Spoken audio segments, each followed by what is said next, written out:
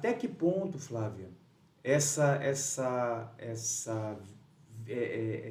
divulgação de imagens, porque às vezes o pai está no parque, ele publica a foto com o filho de uma forma até, vamos dizer assim mesmo, eu não vou dizer inocente, porque não é inocente, é intencional, mas ele não tem uma intenção, dimensão, né? Ele não tem noção de onde aquilo pode chegar, né? Sim. Então, existe alguma recomendação, assim, Inclusive, teve uma situação interessante, até para trazer um fato que foi bem divulgado, a questão daquela tatuagem da pessoa tatuou a filha de uma senhora. Assim, uma negra, né? Uma criança negra, né? E ela fez ali a denúncia de que estavam utilizando o uso indevido de imagem, né? Dela. Exatamente. Eu acho que é fantástico essa questão da não exposição, né? Não é nem da exposição, da não exposição. Volto a falar que a gente tem uma alma latina e a gente quer ser amigo de todo mundo, né? E esse ser amigo de todo mundo... nem todo mundo quer ser amigo da gente. Exatamente, nem todo mundo quer ser nosso amigo. E aí a gente vai para as redes sociais, a gente divulga, né? Onde a gente trabalha, quem são os nossos amigos, quem é nossa esposa, quem é nosso marido, onde os nossos filhos estudam, e assim a gente vai colocando essas informações. Só que isso traz consequências, né? Essas consequências é exatamente essa hipervulnerabilidade que a gente se torna. Quando nós estamos falando de crianças e adolescentes, essa hipervulnerabilidade ela acaba sendo muito maior. A rede de pedofilia está aí, né? Para ratificar tudo isso que a gente está falando. E do momento que a gente coloca esses dados, né, nas redes, isso passa para uma rede de pedofilia, eu estou monetizando esses dados. Né, e é passível ali de proteção pela Lei Geral de Proteção de Dados. Existe um outro movimento hoje, que é um movimento chamado Sharing, pais que compartilham demais, né, ou responsáveis que compartilham demais. Esse movimento já ganhou grandes proporções na Europa e vem ganhando proporções aqui no Brasil, inclusive já com julgados, né, nos nossos tribunais relacionados a essas divulgações. Então, por exemplo, eu abro lá o meu Instagram e as blogueiras são maravilhosas para fazer isso, elas engravidam, pegam lá o seu exame, né, de gravidez. Beta-HCG, né? Não é nem é o beta-HCG, é aquele do... Sim, aquele autoexame. Aquele autoexame, né, que aparece lá, grávida, não grávida, positiva. Né? Termômetro de gravidez. O termômetro de gravidez, né, e vai lá dizer grávido ou não grávida. E aí, a primeira divulgação na rede social daquela criança é o termômetro, né? E aquela criança, ela já passa a ser exposta a partir dali. Aí passa a gravidez inteira colocando foto da ultrassonografia, colocando foto do quarto da criança, colocando já com foto, o nome, né? Já com o nome da criança. Sabendo, aí, quando né? sabe o sexo.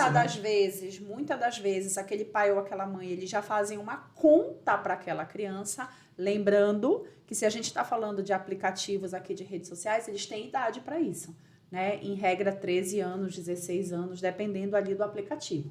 Mas aquela criança que ainda nem nasceu, tudo bem, né? Considerando ali a teoria concepcionista do nosso direito civil, está lá dizendo que ela já pode ser sujeito de direitos. Ok, mas ela ainda não nasceu.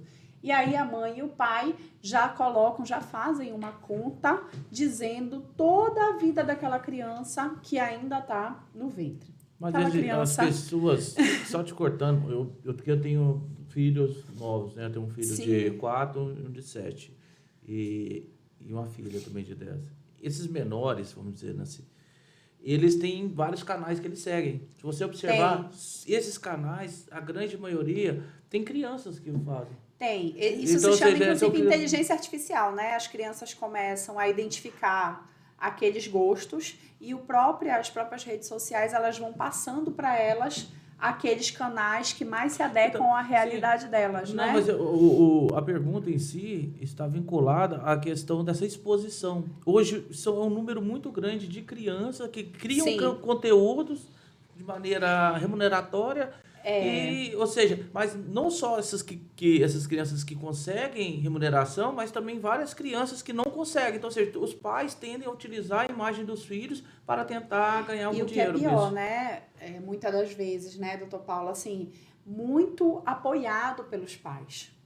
Porque vem naquela criança, o que antigamente nós víamos nas crianças para que elas fossem jogadores de futebol modelo, né, uma Gisele Bündchen, um Neymar. Hoje a gente vê um blogueiro, né? Aquela criança que vai se dar bem dentro das redes sociais. A realidade é essa.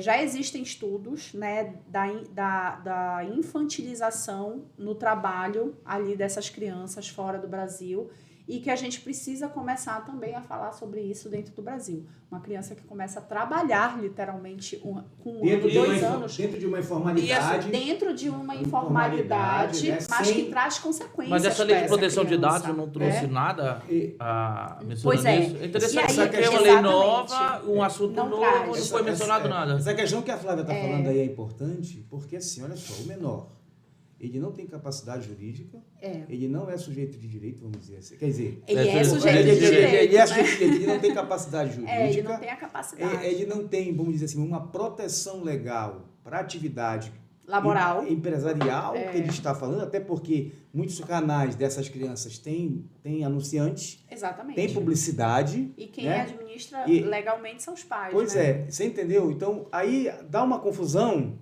Exato. Como é que vai ser? Exato. Aí você perguntou a lei. Eu ia fazer uma pergunta para falar exatamente em cima disso. Porque a gente vê assim, que a lei ela traz uma série de regras, de condições, de requisitos. Eu ia falar de exceção, porque eu sempre gosto de falar um pouquinho do pior, né? Existe alguma exceção, por exemplo, onde a lei não é aplicada? Há tudo que não tem finalidade econômica, né? Fins jornalísticos, fins pessoais, né? Então ela não abrange essas disposições. Segurança nacional acaba não abrangindo, né? A gente tem ali um artigo específico para isso.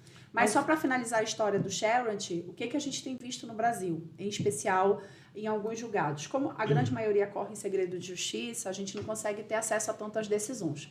Mas as decisões que eu pude ter acesso, o que elas falam? Em regra, são mães e pais que estão realizando a exposição, e a outra parte, em regra, de pais separados, né, que não concorda com aquela exposição, acaba ajuizando a ação. E aí, o que no Brasil tem sido feito? Ponderação de direitos fundamentais.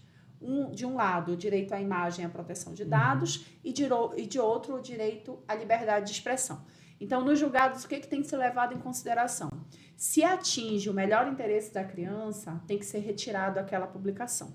Se não atinge o melhor interesse da criança, se leva em consideração a liberdade de expressão de um dos pais. É nesse sentido que a gente tem aqui visto o Brasil se posicionar. Esse fator é interessante. Pesquisando, na verdade não pesquisando, não, eu passando algumas redes sociais, alguma coisa, eu vi um tema interessante que era sobre isso, sobre a questão da mãe, o direito da madrasta com a filha do cônjuge. Porque o que acontece? Com a enteada, no caso. Com a enteada. É porque o que acontece? Às vezes o término do relacionamento não é superado e isso vai se prolongando. Então, ou seja, aí a mãe da criança não quer que vê foto com a madrasta. Então, ou seja, qual que seria o direito da criança, da mãe e da madrasta nessa situação? Isso também é levado em consideração, porque prestem atenção, hoje nós somos regidos no direito de família pelo afeto, né? A socioafetividade, ela tem ali uma importância tão grande quanto as questões biológicas. Isso que eu já ia falar para o Paulo parar de usar madrasta. Exato. Né? É mãe socioafetiva. É mãe socioafetiva, porque é mãe. É mãe, entendeu? Né? Então, o que acontece? Então, do mesmo, pessoal que está nos ouvindo. Essa é uma brincadeirinha, viu, gente? Não. É interessante essa colocação, porque eu não tinha esse conhecimento. Sim. Então, ou seja, é importante até porque a palavra madrasta surge aquela questão de ruim, né? É pejorativa. Padrasto também é pai. Então, pessoal, quando for se referir a boa drasta aí, vamos dizer assim, fala como deve pronunciar, mãe socioafetiva. Eu não preciso nem entrar na socioafetividade, ela é mãe para todos os fins. Né? Essa criança é uma criança tão assim, bem-aventurada, que ela tem duas mães, ela tem dois pais. Ela tem dois pais, entendeu? É essa a visão que a gente tem que ter. Não, mas é interessante, porque parece, tirando de lado um pouco as brincadeiras, muda totalmente o contexto, né? Muda. Sim, porque quando fala madrasta, tem aquela impressão da pessoa que está ali por obrigação. Quando você fala mãe, é alguma coisa muito bem mais acolhedora. Então, essas denominações afetam diretamente no relacionamento, com certeza. E ela é tanto mãe que ela está publicando foto. Entendeu? Se ela não fosse mãe, ela não estava se preocupando, né? Doutor Cláudio e doutor Paulo, qual é a questão? A questão não é a criança em si. A questão é a mãe ou o pai que estão com ressentimento do término daquele relacionamento. Exatamente. E que devem ser superados no melhor interesse da criança. O ressentimento fica, né? O ressentimento fica, ou na realidade tem que passar. Ele tem que passar. E no melhor interesse. O meu segundo relacionamento, eu tenho 2 filhas, né? Uma de 18, uma de 4. O meu segundo relacionamento terminou, enfim, porque o podcast tá aqui, né? Sim. Mas terminou ali.